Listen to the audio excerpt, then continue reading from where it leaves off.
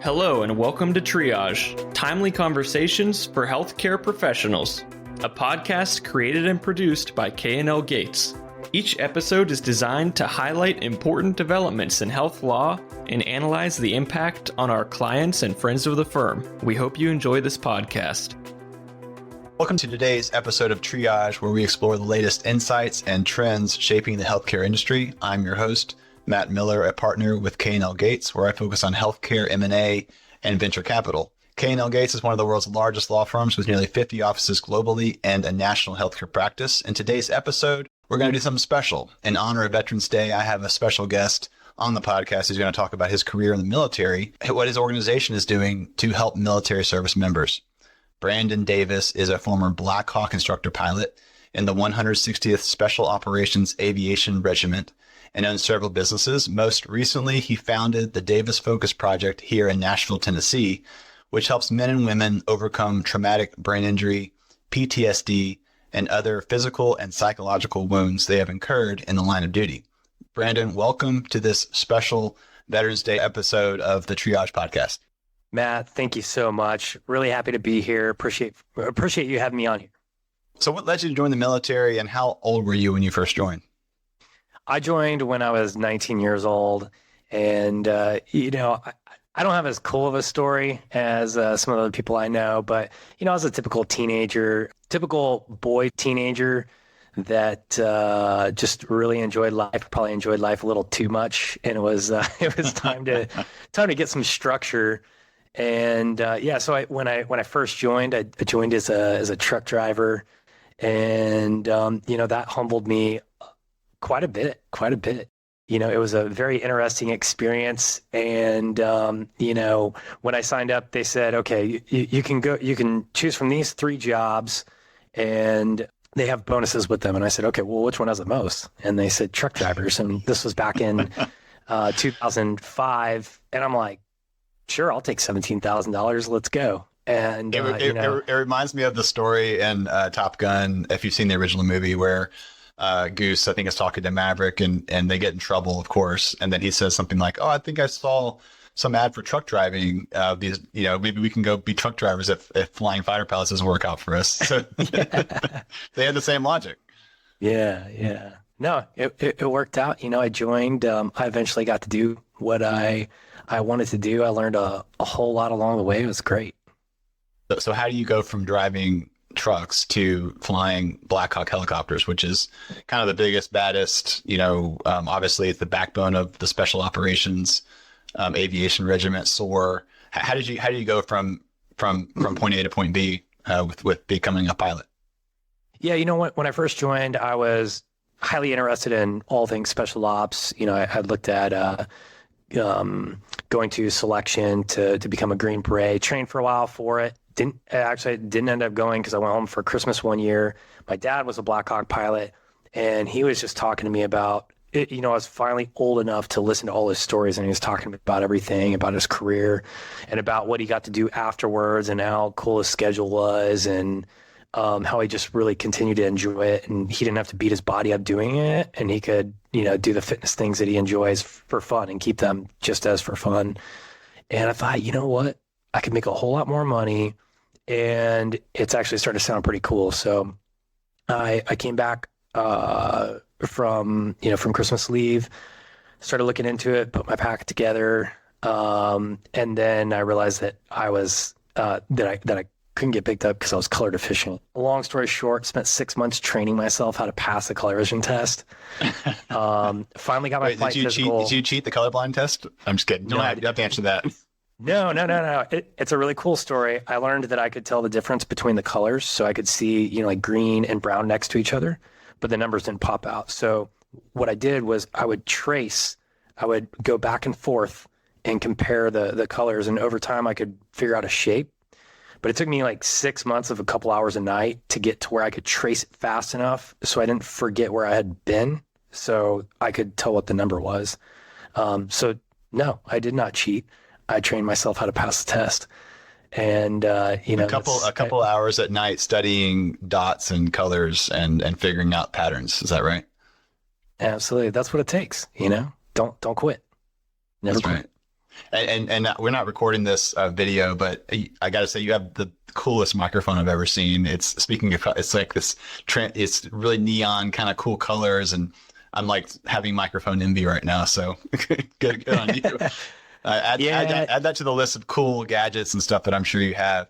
How did you get into flight school? And you didn't just fly helicopters. You actually became someone who taught others how to fly them, right? Yeah, actually, my journey with aviation started off prior to going to flight school. So I passed the color vision test, dropped my packet, got turned down immediately. It goes to a board 2 months later, got turned down again.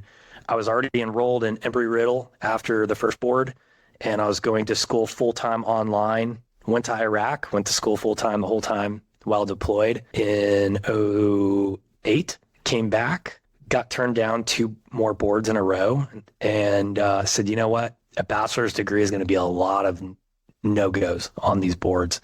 Let's switch gears. The post 9/11 GI Bill started paying for pilot ratings, so I got my private instrument multi-engine and was almost done with my commercial. Got turned down for the next board.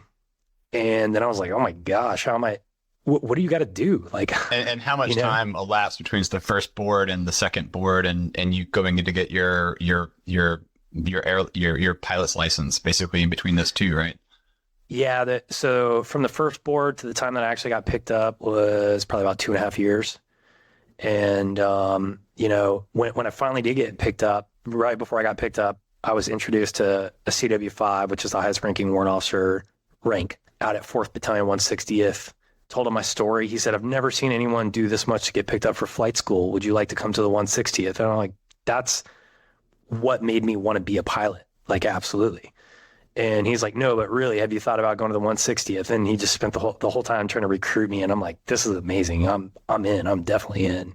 And I got picked up. My next board, went to flight school. It was really cool. I definitely had a little bit of an advantage over some of the other people, having already been a pilot in fixed wing. But the other part I had going for me is it took so much for me to get to flight school.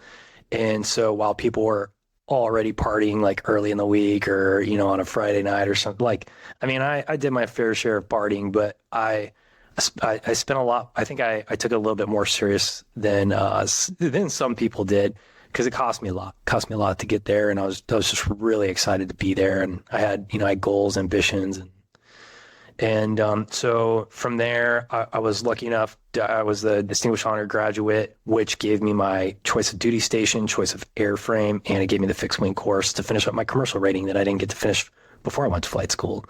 So kind of got the best of all worlds. Went to Fort Carson, flew Apaches for a while. Got selected to assess for the 160th out of flight school, but they couldn't give me a date for about 1.5 years until I had, served some time at my first duty station. So at about 1 year into my first duty station, went there, assessed, got picked up, was there like 6 months later, and that's where I spent the rest of my career.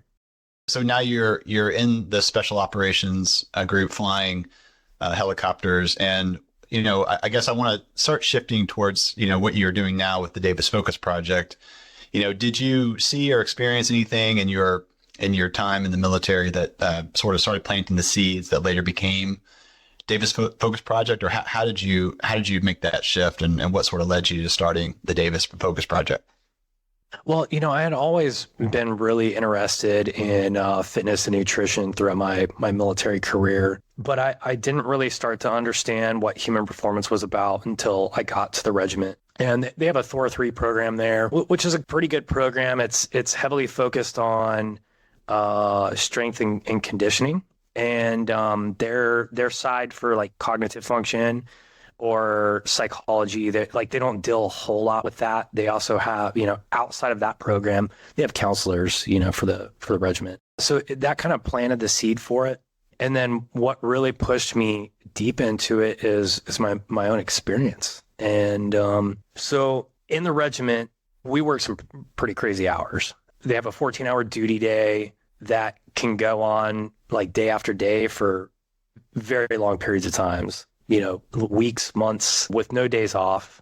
And sometimes it can be flying, almost every single day, anywhere between 4 hours and 14 hours or longer if you get extended on a mission. And what happens over time is, chronic fatigue starts to build up, and, you're doing 30-day rotations in the regiment to combat zones, but then you're also doing TDY trips stateside. You're on the road about 180 to 200 days a year. And so you spend as much time with the people that you work with as you do your family. In fact, more, because you also, when you're home, you're still working with them every day. Mm-hmm. And, but yeah, over time, those kinds of hours and the tasks that you're completing start to build that chronic fatigue. I mean, the 14-hour duty days, your keyboard's smoking a lot of times, like trying to get products done, to get out the door, whether it's for a training mission or, troops in contact that you have to go respond to, or you're actually executing, a deliberate mission. So a lot of people, they think, oh, well, that's a lot. Well, then you forget to add in what else is going on in the person's life too, Mm-hmm. At the time I was having marital problems. I was having some financial stuff going on, but I had also started a flight school from the ground up. I had 6 aircraft in Hopkinsville, Kentucky, Freedom Flyers Academy. And, it was a lot. I was the operations officer in my company, kind of planning a lot of trips and stuff. And so I had a lot on my plate, and for a very long period, I was sleeping maybe 3 or 4 hours a night. And I got insomnia for a while too, which made that a whole lot worse. And then, off duty, I got a traumatic brain injury. I was already, obviously not in a good place. And when I got the traumatic brain injury, my whole life spiraled out of control. I lost all resilience pretty much instantly. I mean, I went from always kind of being at the top of the pack, until I got to the regiment, and then everybody's at the top of the pack, right? So you're just in the middle. But yeah, I went from that to basic things like tripping over my shoelaces, like running my day, and I didn't understand how I lost it so rapidly, and I didn't know that a TBI was the cause at the time. And I didn't really understand it until later on, because, one of the things with unconscious events as an aviator is that's a grounding instance. So I did not report it. And I was out for a couple of minutes. I was a full dead sprint. I went to look behind me at the person that I was running with, and turned around, hit a car. Front of my head hit the back trunk. I flipped over it and then hit my head again, and I was out. And I don't remember anything until I was in the house. So was this this just you're running just in your own time, not like really, Yeah. I was like at my house. Right. But then you had this experience, and I mean, TBIs, I hear about that fairly often, involved in sort of war like scenarios where people are subject to like really big explosions and that sort of thing. And I mean, I know your injury happened sort of outside the theater of war, so to speak, but in some ways it sounds like it gave you like a window into what I guess a lot of military servicemen and women experience when they've been, and I know you've been in combat yourself, but like that have that direct, TBI, inducing event. Like, did it give you sort of a level of visibility into what people are suffering with, or empathy, or how did you process your injury and what did it take you to do? Yeah, well, there definitely was not. I had no fear. There was no psychological trauma attached to it. I can't say that it's anything like what people experience when they're involved in an explosion in a combat scenario. I think there's a whole other layer of things going on there. But what I do know is that, a concussion or any kind of event like that to the brain, that kind of trauma, physical trauma to the brain, it's not, it affects everyone, it can still affect you the same no matter what the cause of it was, right? And so the symptoms, were you in the hospital for a while, or how did you recover? I did not go to the hospital. until the following week, and I did not tell them about the concussion until way later, and that's when they decided that it was a TBI. So I knew that if I was grounded, it was going to be a big deal for not only for my career. I didn't want to let my team down, you know. I didn't want to be embarrassed. I didn't want to lose pay. There are a million reasons to not tell a doctor. You know, aviators are the worst liars in the military, not because they're bad people, but because they're not quitters. And there's a lot of things that can get them a downslip, which means they can't fly. So, but yeah, like symptomology, I went into a very depressed state. I was tired during the day, but I couldn't sleep at night. I would ruminate on things for a very long time. I could not pay attention to anything. I would be in air mission briefs where I'm, you know, an instructor pilot leading in the front aircraft, giving a check ride to someone, flight of 3. You know, we're doing some pretty intense stuff, landing with one wheel on, you know, buildings, and we get to the end of the brief questions, and I'm like, I did not hear anything. And I would have to go talk to this junior pilot, like, talk me through your plan again. And I'm like, what is going on with me? It takes a lot of your brain capacity away very, very quickly, and your ability to think clearly. So how does Davis Focus Project today, how are you helping address traumatic brain injury and other physiological and psychological injuries? Yeah, so, you know, we are no replacement for a hospital. And I think that everybody that has a traumatic brain injury should absolutely go. And in fact, like, you need to go immediately. You know, even if it's non-combat, if you have one, you can die pretty quick if you don't get it looked at. And so, and I didn't know how serious these things were until I really started reading, you know, over the past several years. I read like 5 or 6 books on the brain in the last month. And when you asked me to come on, I was like, all right, let's get another one in. So I read Concussion Rescue, which is an amazing book, by the way. If you study TBI, that's a really great book. But I learned a lot of different ways that you can treat it that are not invasive. And in fact, some of the leading experts on traumatic brain injury are saying that these are, you know, very viable and very powerful modalities. There's lots of studies on them. And so I'll just kind of, I'm going to walk through the entourage of what we have available that affects traumatic brain injury using the Bright Minds acronym. Are you familiar? No. Oh, okay. Yeah. I don't know how common it is in the medical world, but it's an acronym for traumatic brain injury, like things to address, right? So the first one is blood flow. So not only can we address that, you know, with fitness, but there's several modalities within the facility that will have like cold plunge and cryotherapy. A really powerful one, believe it or not, is vibroacoustic therapy. It helps with circulation. It's this mat that you lay down on. It's got 2 transducers, vibrates. You can play binaural beats or whatever on it. It feels like you're laying on heaven.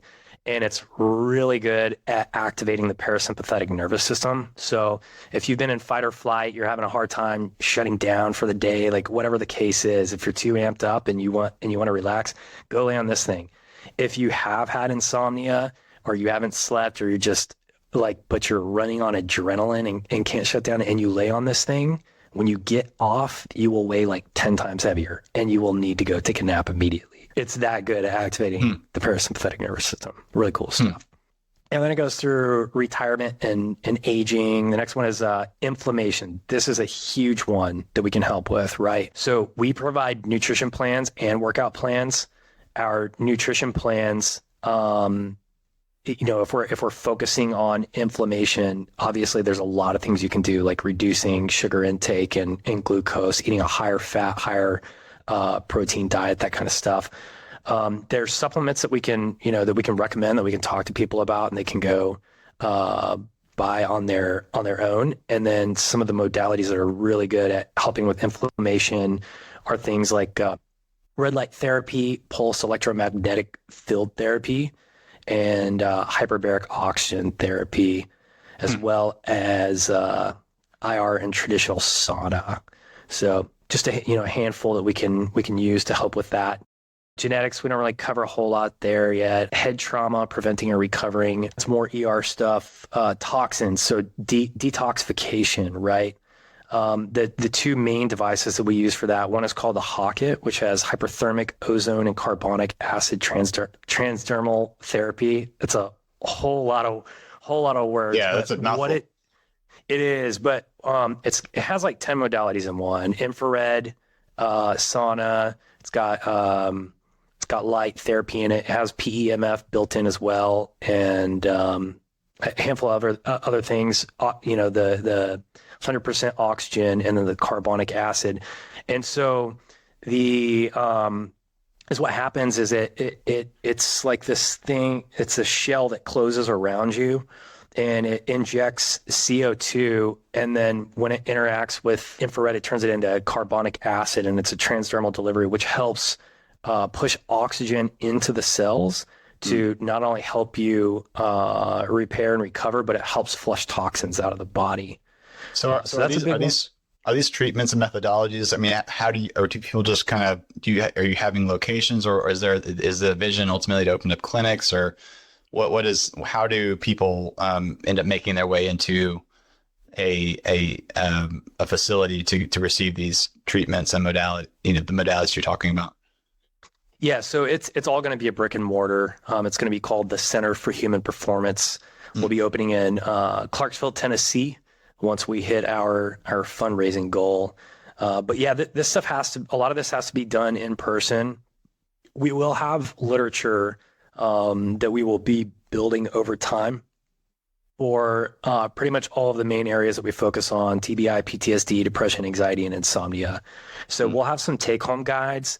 And also on we'll have other resources that we didn't produce, things that like Andrew Huberman is putting out, how to cage your circadian rhythm, stuff like that.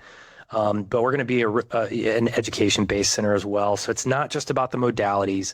It's not just about the custom human performance program that we developed for you. But it's the whole picture and a lot of stuff that you can take home too.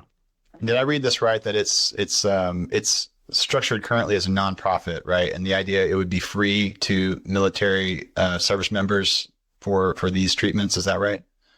Yes, we are a 501c3, and there is no money exchanged for any of our services. We're free to active duty, veterans, and Gold Star families.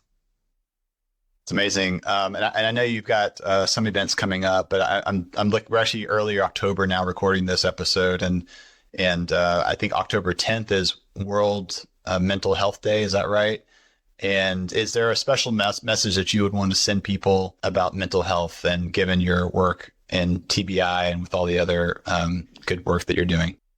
Oh, I think especially with my military background and seeing a lot of it firsthand from A-type personalities that have a hard time raising their hand, understanding the people around you, the people that you care about, and what their tolerance and thresholds are for stress in their life. Like for instance, in the regiment, you'll never hear anyone really raise their hand and complain a whole lot. It's just not going to happen.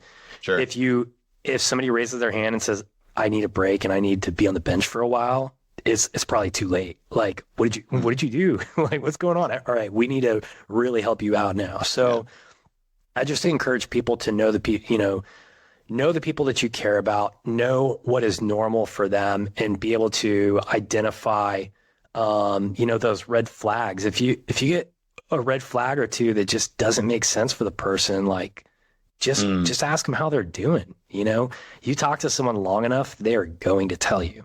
Make that conversation take the time, and could save a life. Brandon, where can people go to learn more about Davis Focus Project? So you can go to thedavisfocusproject.com. You can read more about our program there. You can read about our board members, our upcoming charity events. One thing that I do want to share, because a lot of people are hesitant to donate for operations like this, especially with some of the things that have happened in the past, specifically with military 501c3s. I do not pay myself, and I never will. This operation was created in direct response to some of the barriers to getting the help that I needed, that I experienced, and I know that if I needed it, a lot of other people need it. So, this is my mission in life, my purpose, and I like people to know that, so they know, like, hey, you're not investing in Brandon's bank account. You're investing in a cause that's hopefully going to save a lot of lives. And but yeah, the DavisFocusProject.com. We're on Facebook, Instagram, LinkedIn, TikTok, all of the above. If you want to support us, if you can afford to lose or to give away $20 a month, I'm telling you, you're going to save some lives, and the impact is huge of that $20. And I'll give you an example. If 100 people today sign up to give away $20 a month, that's $2,000 a month, right? That's a lot of money. It costs us $567 to treat each individual from beginning to finish on a TBI or PTSD protocol.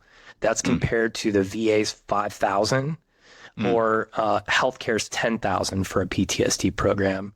We're literally 1/10 of the cost. Your money goes far. That's almost 100 people. Brandon, I love it. I think it's just another example of, good NGOs, nonprofits, private industry doing things very well. I know that you have, such a dedicated individual. You've mentioned how you've, studied yourself basically all the way through to be a Black Hawk instructor pilot, and now here you are, creating this organization that will do so much good. And, I think it's also a big community around that too, right? So that, you're going to be able to connect other people who are suffering from trauma and hopefully help them overcome their issues and their traumas. Brandon, thank you so much for doing this. Thank you for coming on. And it's been a really great to introduce you to our audience. And I'm sure people already know some about you and what you're doing. Again, it's been a great special edition of our Triage podcast. Thanks, Matt. Thanks again for listening to Triage, timely conversations for healthcare professionals. New episodes are available for download through Apple Podcasts, Google Podcasts, and Spotify. By subscribing to Triage, you will receive timely notifications for each new episode. Also, if you have any topics you would like to hear discussed on Triage, please don't hesitate to email triagesupport@klgates.com. We would love to hear from you.